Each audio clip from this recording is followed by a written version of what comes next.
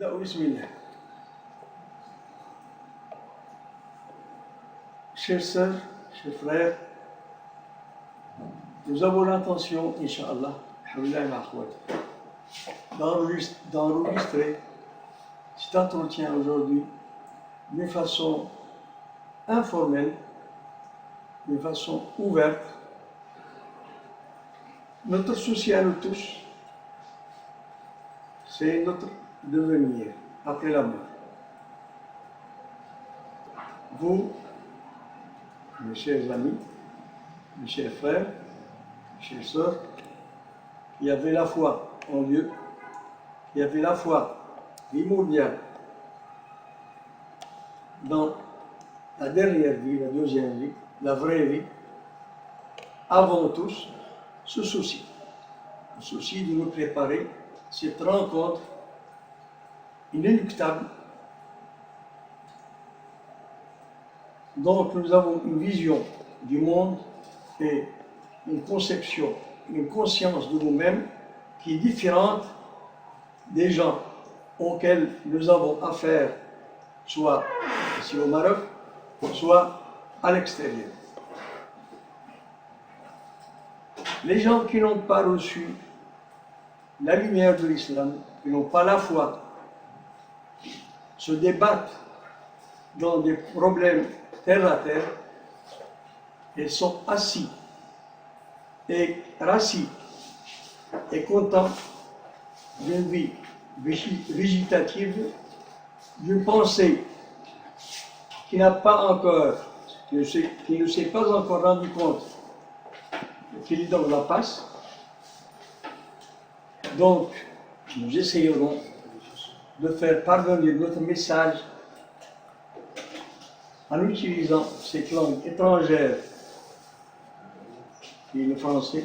J'aurais aimé parler d'autres langues, m'adresser dans d'autres langues, dans toutes les langues du monde à l'homme. Malheureusement, le peu de langues que j'avais étudiées dans ma jeunesse se sont évaporées, sont dissipées parce que ça fait quelques 40 années que j'ai délaissé tout cela. Nous nous adressons donc dans cette langue, qui est une langue imbibée de matérialisme, qui est une langue mutilée, une langue incapable de parler de Dieu, de parler de spiritualité, mais étant donné que l'un de nos principes est de dépasser, de surmonter les obstacles, nous essayerons de surmonter cet aqaba, cet obstacle, l'obstacle de la langue.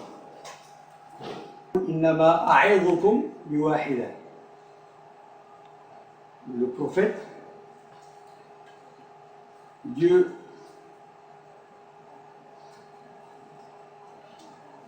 lui donne l'ordre de dire, Qul, dis au prophète, dis, Innama a'idhukum biwahida. Le mot innama est un mot d'exclusion, c'est-à-dire j'ai pour message exclusivement une chose, biwahida. An taqumu lillahi mathna wa furada.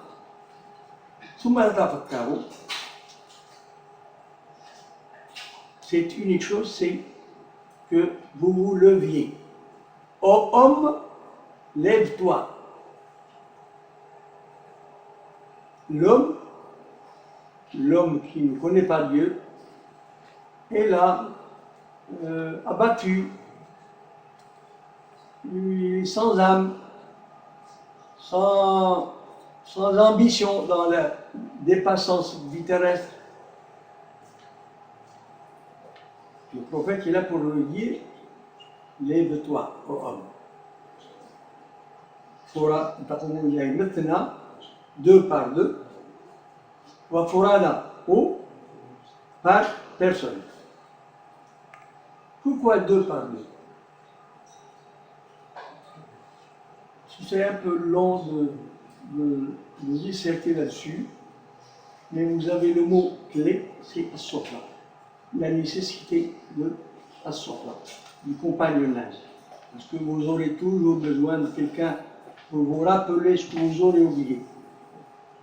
أن تقوموا إلى مثنى وفرادا ثم تتفكروا ما بصاحبكم من جنة إن هو إلا نذير لكم بين يدي عذاب شديد. L'enchaînement logique est ceci. Le prophète, sallallahu alayhi wa sallam, est là pour donner l'alerte, pour avertir l'homme, pour lui dire lève-toi. Une fois levé, une fois éveillé, cet éveil du cœur est le premier pas sur la voie du salut. Qu'est-ce qu'il a à penser? Qu'est-ce qu'il a à conclure du message qu'il aura reçu?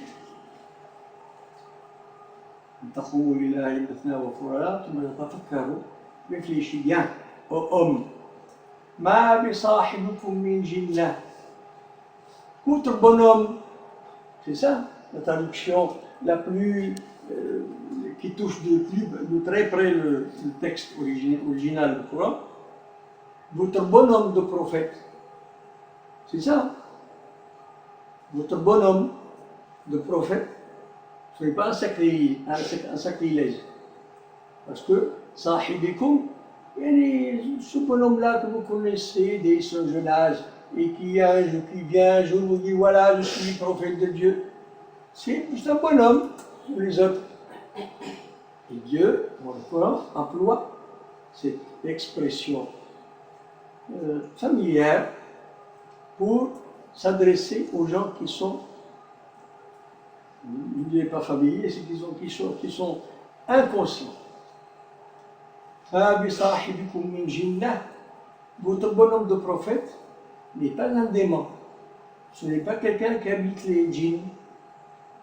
Ce n'est pas quelqu'un dont l'esprit est égaré.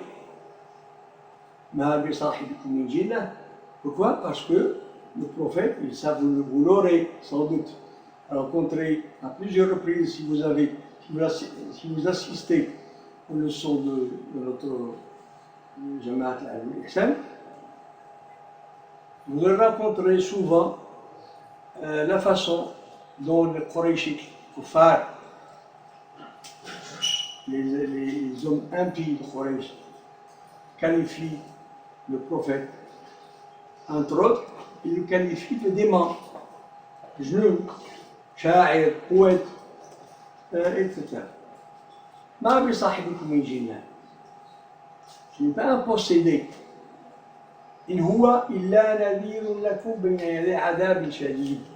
Encore, la grammaire arabe nous aide à percevoir l'éloquence profonde du Coran. Innama, au début, in huwa illa, la même chose, la même expression d'exclusivité. Il n'est que, innama a'idhukum wahida, je ne vous avertis que d'une chose. In huwa illa, il n'est autre chose que. Si vous invitez mes frères et mes sœurs, et vous tous qui écoutez, qui aurez le bonheur, je dis bien le bonheur, et l'occasion, et le temps d'écouter,